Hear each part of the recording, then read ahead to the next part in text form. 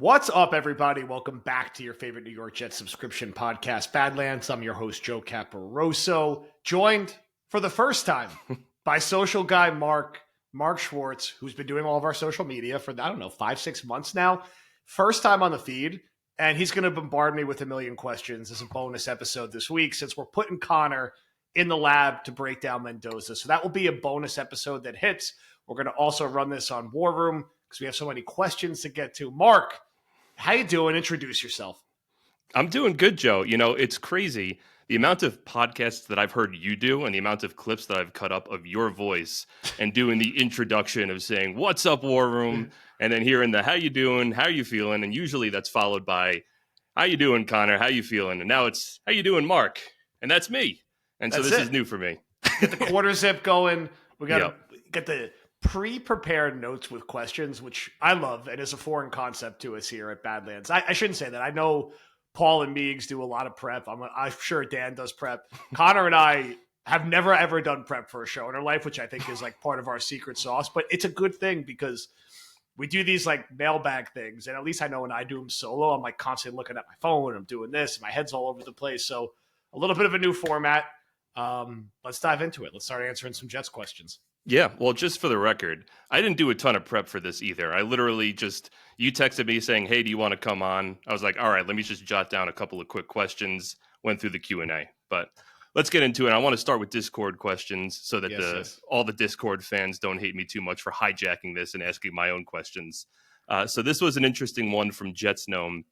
The basic concept is, the Daniel Jones injury news, how that's dropped so far. Of course, a torn Achilles, you hate to see that for any player. Of course, this has a huge impact on the New York Jets and the 2 first-round draft picks they have for the Indianapolis Colts over the next 2 seasons. So Jets Gnomes wrote, I wanted to throw out a thought to see you and Connor's perspective on really how this injury affects the Jets and their chances of trading up in the 2026 NFL draft. And then he goes through this whole thought exercise that's really well done about, the Packers and the Cowboys and the value of that draft pick for potentially next year, and the Colts. And with the Jones injury, that Colts pick's going to be more valuable. This thought exercise, the Cowboys might struggle, so that pick will be valuable. Theoretically, the Jets pick could be valuable as well. So ultimately, the question is, with this in mind, having 3 unprotected first-round draft picks next year, with 1 okay, 1 good, and 1 potentially great value coming back, how could you trade those, especially multiple of them, to get a quarterback in this year? So kind of expand on how the Jones injury potentially affects the New York Jets and if that changes your thought process at all moving forward for this draft and for future drafts. Yeah, I mean, look, I think it's important and plays into why we're saying we want to wait until the season's over before we make any firm proclamations. The reality is the Colts were an 8-2 team, and now they're looking like they're going to finish 8-8 or 8-9. Like, as we're recording this, they're looking at bringing 44-year-old Phillip Rivers back to play quarterback. That's how desperate it is. It's more mathematically likely now that they miss the playoffs, which means that pick could be anywhere from 13 to 17 that make the playoffs, which puts it somewhere in the 20s. And look, if you have pick 14 to go with pick 5 or 6, that gives you a little more juice than you expected this year. If you're confident the Cowboys are going to kind of bottom out in some capacity and next year the Colts might be lost at sea, does that give you more comfort being more aggressive with a trade up? So depending on who lands in that number 1 pick and number 2 pick, is it the Giants or the Titans when they're not going to want a quarterback? Are the Raiders just a crazily run franchise where, of course, they should start over, but they don't want to, just cut bait with Pete Carroll and Geno Smith with how much money they owe them? It's hard to say. But I think the way to cut through it the most is that if this Colts pick ends up in the top 15, in my mind, it makes it more likely the Jets would be proactive with their assets this year because they're going to have that much more punch to move up. Now, are they going to be willing to do that? It's going to kind of depend still how Mendoza finishes things out. Who's in the top 3? What happens with Dante Moore? There's a lot of variables out there. Overall, it's a positive for the Jets, though. I mean, they won this trade, I think, when it happened, and now it's looking like an absolute slam dunk because nobody would have thought the Colts would miss the playoffs when they did this trade. And now next year, if they don't have a quarterback, anything could happen. They could be 6-11 next year if they don't have an answer. So that has been a very positive development that happened over the past couple of weeks. Not Jones getting hurt. You never want to see that. But the Colts starting to struggle. and this pick getting that much more valuable. And Noam always incredibly thorough with his thoughts and analysis as expected. Yeah, I saw the couple of paragraphs and I was like, yes, this is a question that we will ask for sure. Yes. But staying on the quarterback topic, I'm going to pivot very quickly to a question that I kind of drummed up for you. So another thought exercise. Say the Jets decide not to go with a quarterback in the first round at the top of the draft this year, and instead they want to go through the process of let's draft a guy in the third round or the fourth round. No, they don't have a third round pick, but say a guy like Drew Aller or Garrett Nussmeier, the likes of those kinds of guys are looking at them in the fourth round. If they draft a guy like that, I have some questions on what the strategy would be in terms of how you integrate them into potentially playing time next season and, marrying that versus the want from the coaching staff and everyone to actually win games. So where's your head at in terms of late round draft pick possibilities at the quarterback position? Is that something that you're feeling? And if they go that route, how do you think that impacts what the team potentially does at the quarterback position in season next year? It's something over time I've gotten less keen on. I used to always be like, well, it's like Ron Wolf said, you draft a quarterback every year. And the Jets would do this, right? They would draft like Taj Boyd and Greg McElroy and Bryce Petty and Christian Hackenberg and Geno Smith. And they were Eric Ainge. They were in a process of doing this. And, you start looking around the league and you're like, every good starter was pretty much drafted in round 1 or round 2. There's a few exceptions, of course. You have Dak Prescott. You can't talk about Tom Brady. That's a generational anomaly, and it was like a long time ago. But Mahomes is a first-round pick. Lamar is a first-round pick. Allen's a first-round pick. Burrow's a first-round pick. Hurts is a second-round pick. Herbert was a first-round pick. I could go on and on and on, but that's where most of the starting quarterbacks come from. So more often than not, you're just kind of throwing a pick away. Now, there's a couple interesting names this year where at this time last year, and this shows how much shit changes, like there were Jet fans who wanted Drew Aller to come out and the Jets to take him in the first round. And now he's like a third or fourth round pick. Nussmeier, he's going to go 1. The Saints are going to take him. His dad's there. And now he's a day 2 pick. I mean, both those guys, if the draft goes a certain way, like I think they're kind of interesting dart throws. The problem is like all you're going to have is endless clamoring for them to play. And they're not going to be ready to play in year 1. And they're going to be in a hard situation. They're going to come in, they're going to struggle. And it's going to make it hard on the coaching staff to then have trust to take the real quarterback with a high pick the year after. It wouldn't shock me. It's going to depend how the early picks go. And we'll always talk about trading up. If Mendoza doesn't end up really being a path for the Jets, they might trade down with one of their picks and try to get a third rounder back or have 3 seconds and get as many at-bats in the first 3 rounds as they can. And if that's the case, maybe you have a 3 and 2 4s. Maybe you do take a quarterback and say, look, we already drafted 2 receivers, an edge rusher, and a safety. So I don't really expect it to happen, and I get less and less excited about it because I've just been through this cycle, and it goes all the way in my mind back to like Kellen Clemens even. They did this so many times, and it just James doesn't Morgan. usually... James Morgan. Yeah, it just usually doesn't work out. I mean, Brady Cook's not really fair to bucket with these guys. He's a UDFA, but there's a reason these guys, and Connor says it right, they're on the discount rack for a reason. Yeah. So not overly excited about it.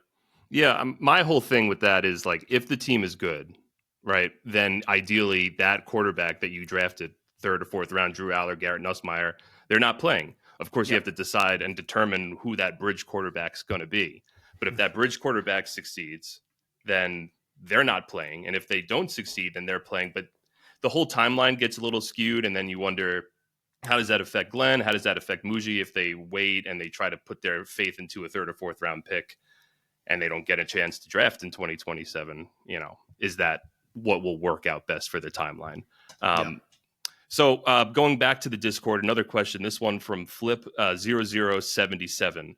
He writes, you and Connor talked about who you would bring back from the offensive side of the ball.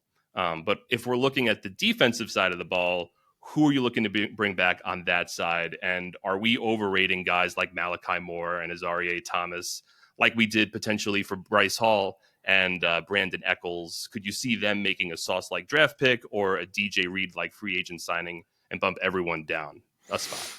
It's a good shout. We're all guilty of this, where you overrate your own talent and you're always excited about your younger players. I think look, and Eccles has actually turned out to be a pretty good pro. They probably should have kept him in some capacity. He's the only guy who could get a goddamn interception around here. Needed him against Tua also. He always picks off Tua. 2 pick sixes against Tua, which Yep. seems like an insane stat to say when the Jets are 13 games without a pick. I think Azaria Thomas and Malachi Moore will start next year. I think this regime drafted those guys. I think Azaria in particular, in a small sample size, he just looks like he belongs, and he plays with a certain physicality. And I think with more fine tuning, he'll be fine as a starting corner. I think Moore's okay. Moore needs a good running mate. Moore is not going to be the best safety on your team. There's some limitations. There's a reason he went in the 4th round. He doesn't really have a nose for the football, as you saw against Miami. But I think he's held up pretty well this year. And I think if he's running next to a proven quality starter, like some of the dudes from the Rams that CR mentioned, or they draft someone like Caleb Downs, and that guy is more of the featured player, I feel better about it. Like, I think he could be a totally fine average starter, which is okay. I don't think he's going to be Tony Adams, where he's a liability. I don't think he's going to be an all-pro, but I think both those guys will start next year, and they're going to focus their defensive resources to linebacker, the other safety spot, and really edge rusher, because that's been a disappointment all season now. Yeah, you brought up Caleb Downs, and I've kind of been stewing on this one myself because I get really excited about the idea of bringing in somebody like Caleb Downs. I'm not a draft expert, and I'm not going to position myself as one. I listen to the Badlands podcast network, and that's how I get the majority of my draft coverage, and then cut up the highlights and cut up the clips, and hopefully we get play on Instagram from them. Anyway, Caleb Downs, it seems like he's a culture changer. That's what everyone says, and it seems like a pretty consensus top 3, top 5 player in this draft. I'm not necessarily saying draft Caleb Downs if you're picking 3rd, 4th, or 5th, but say the Jets find themselves at like 7 or 8. I know there's going to be concerns if we talk about Prez and the history of the Jets drafting a box safety and Jamal Adams and using that pick over Pat. Like, we know the story. I'm not going to go down that road. But do you think that there's a world in which maybe Jet fans are so afraid of doing a Jamal Adams 2.0 that they're missing the potential value that a guy like Caleb Downs could bring to this defense? Yeah, I mean, look, you don't want PTSD from a previous regime to cloud your judgment of a player. So Jet fans are scarred because they took Jamal Adams at 6 in a year that they should have took Deshaun Watson, not knowing what would happen at the time, or Patrick Mahomes at 6. And the logic of the organization was that Petty and Hackenberg were the developmental QBs, and Adams was definitely going to be a great pro. And he was, right, for a while. Like, he was an all-pro player. He had some really nice years for the Jets. He got them Garrett Wilson and AVT in a trade and had a nice career for himself. I think, it tailed off maybe quicker than people thought, but he was about what people expected for a few years there with the Jets. And thank God they took him and not OJ Howard, which was a debate at the time. I mean, look, Downs and Max, who's also does film for us, is basically called him a surefire Hall of Famer. I am sure Connor will have him as a top 3 player in this class. I'm biased because in my day job, I do a podcast where we work on with him on a podcast and his brother, and he's a great dude. And he's and I've watched Ohio State every game this year because of that. And he's incredible. Like, he's going to be great day one.